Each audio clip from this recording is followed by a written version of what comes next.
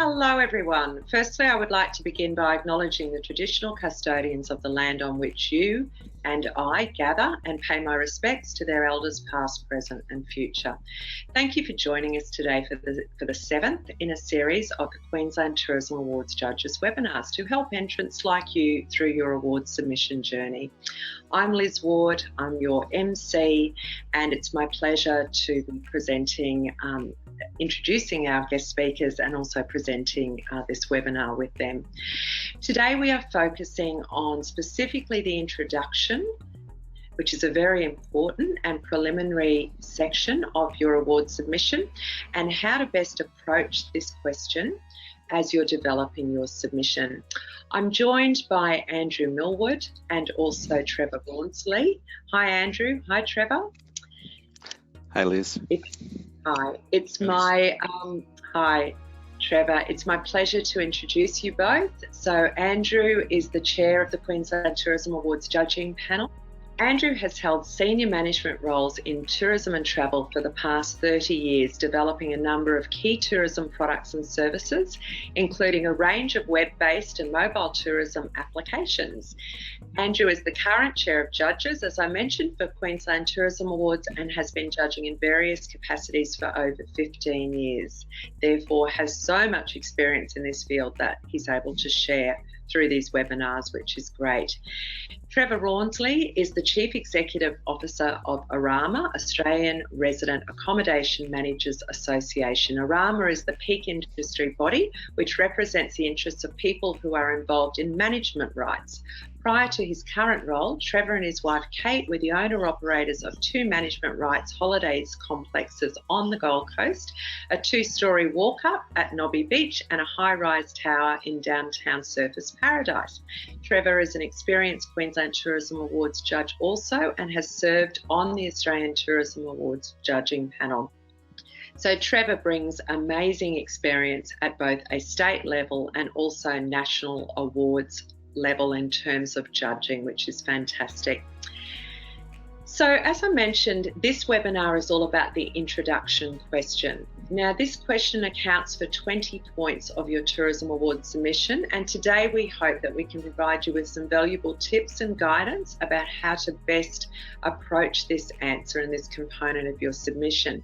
In the submission, the question asks, please provide an overview of your tourism products, experiences and services, including the nature and history of the business. How does your business demonstrate tourism excellence? Andrew, please guide us on how should entrants prepare for answering this question. Yeah, thanks Liz. So there's two parts to the first set of questions. There's the overview and there's question one. The overview talks about the impact of COVID and other natural disasters on your business. So the judges are looking there to see a snapshot of your business circumstances. The answers don't need to be long and dot points are fine. Judges also need to hear about the impacts of COVID and the other issues within the submission.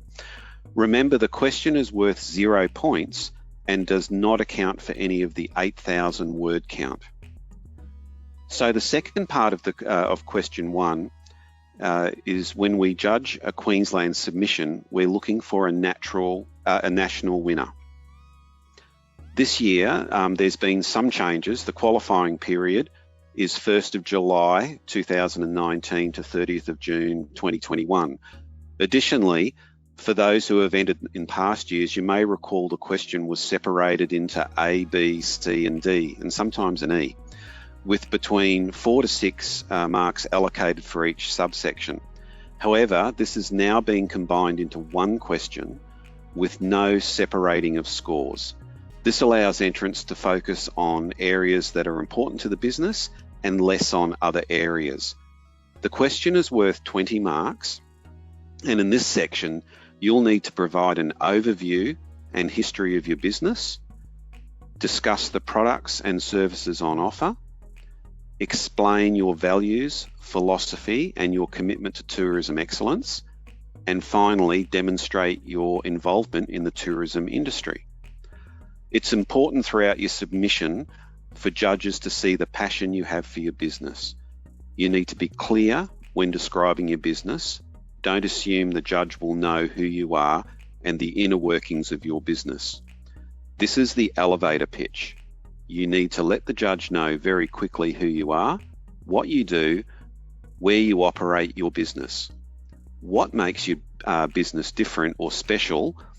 You can expand on this in later questions. The first thing we want to know is the type of business. This can get confusing for a judge who cannot assume they know everything about you. This also helps the judge to determine if you're eligible to enter for the category. Briefly discuss the size of your business, how many guests, room nights, visitors. You can expand on this in later questions. We also recommend you include a map, but the map should not be just a cut and paste of a Google map. It needs to show where you are located, proximity to major population centres, transport hubs such as airports, highways, seaports, as well as some descriptive text relating to the business location. In some circumstances, a site map may also be helpful. You should include a brief history of your business. Some entrants use a timeline to show key milestones in the development of the business. Be careful to only include milestones that are important and relevant to your submission. Ask yourself this question: why have you featured it in this answer?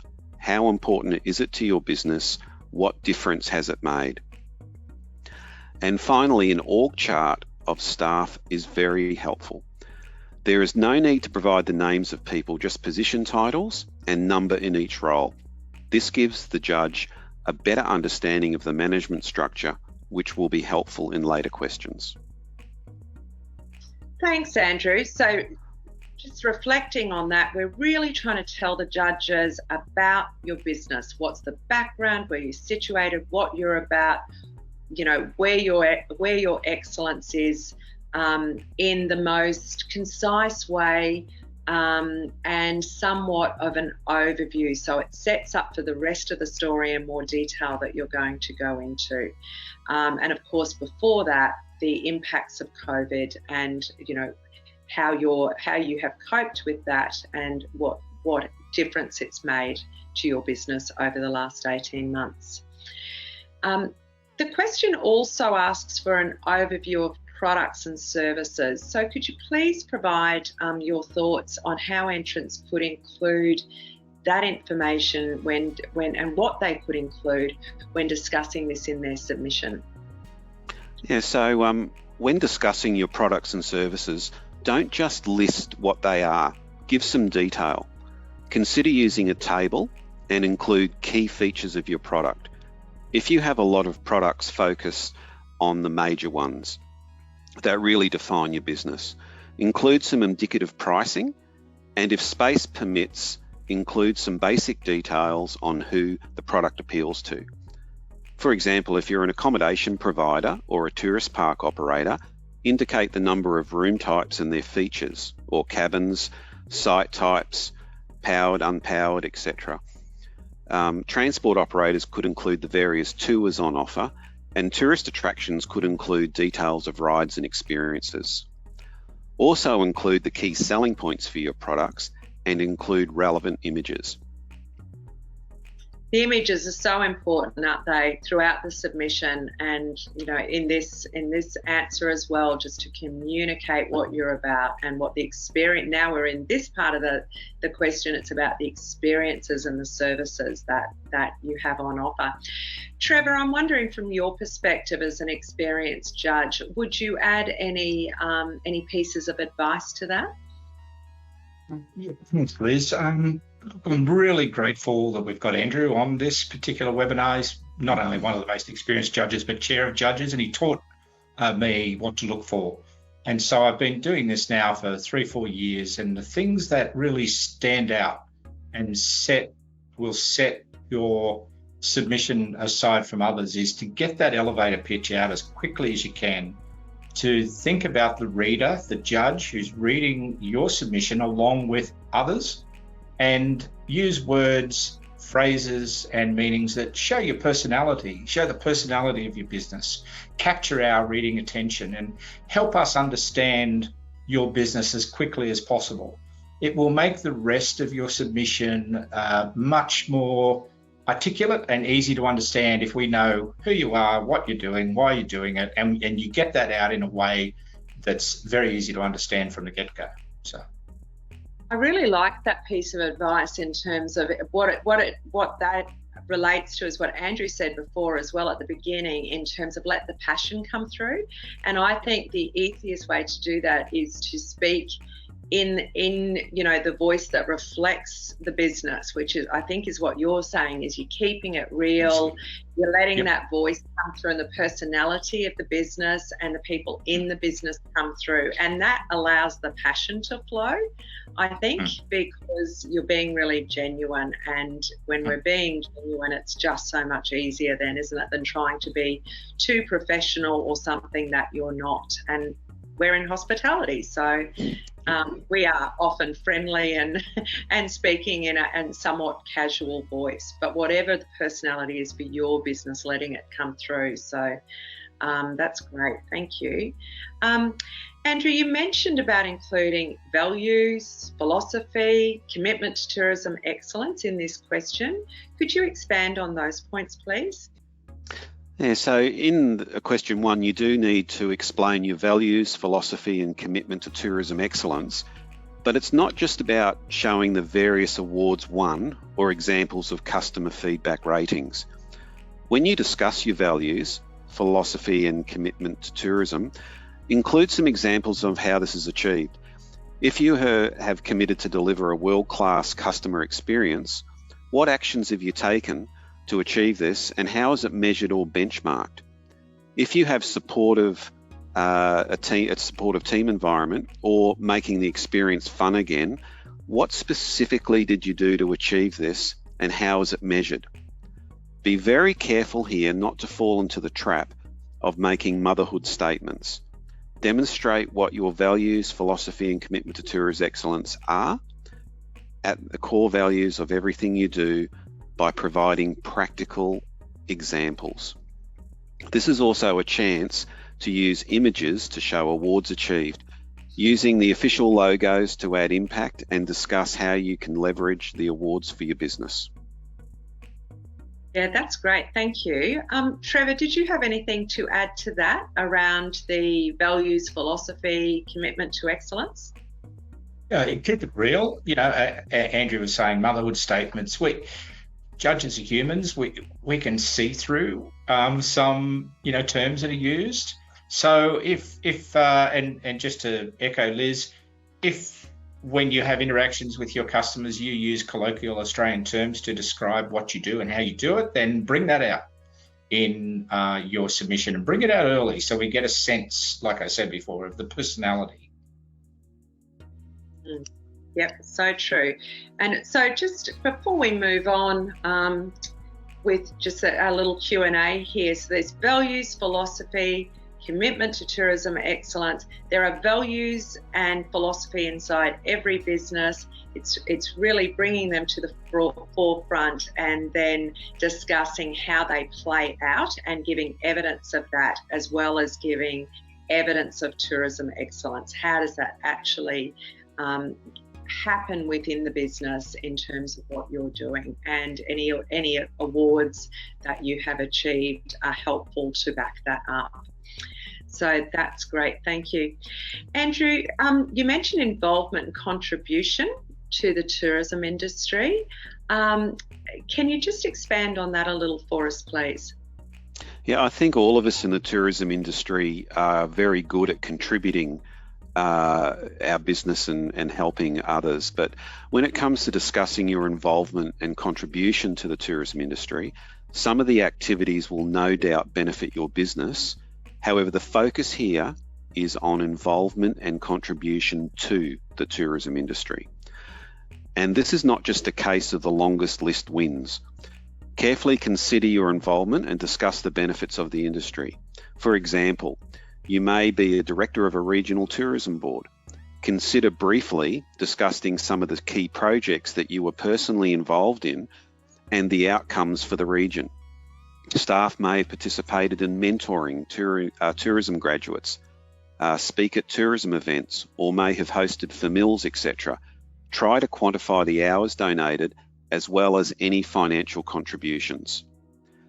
Judges will look at the size of the business, which was discussed earlier in this question, to determine the extent of activities that would normally be expected of a business of this type. Consider using a table to highlight local, regional, and national activities. It's great. I love this part of the submission, because we know that in the industry, collaboration is so important, and that we are more successful when we work with others. So it's a really important part of this question, I think. I think you've covered a lot of ground for us, and in a very nicely explained way, and a very clear and organised way. Thank you so much. But I just wonder, from your perspective, Trevor, any other thoughts in your mind that you would like to share with us? Look, this is your chance to create a good first impression. This is the start of your submission, not the end of your submission. And, pay close attention to Andrew's expert comments. But from my point of view, from a judge's point of view, when reading dozens and dozens of submissions, which are all very good when you get into the detail, what I'm looking for is something that I can read where I can understand you better, and that's best in the introduction. That's fantastic. Thank you. So it's like meeting somebody for the first time. How can I get to know them? Andrew, final tips from you? Yeah, thanks, Liz. I have one sort of major issue that I'd like to discuss. I always recommend leaving question 1 until last. Now, I know that everyone here is looking at, this is the first webinar that we've got in the series. However, if you leave question 1 till last, you can focus on all the other questions, and question 1 then becomes a bit of a summary of the other questions that you've answered. What I find is that some entrants get really excited about their business and keen to tell their story, but they end up taking up too much space early on and not leaving enough space for the remaining questions. And it's, in some ways, and I know this from my own experience in preparing submissions, it is the easiest. I personally, I feel like it's the easiest question to answer, because it's about your business and what you do in the industry and what you've achieved, and about, your products. So a lot of people would do well to take your advice and tackle some of the more difficult questions that require the gathering of more information first. I think that's a really sound piece of advice. Yeah, agree there, definitely. Thank you. Anything else, Andrew or Trevor, anything else you want to throw in before we start to wrap this one up? I'll just be saying also to look at all of the opportunities you have to learn about your submission. So make sure that you do review all of the webinars, and also QTIC there are available for help if needed.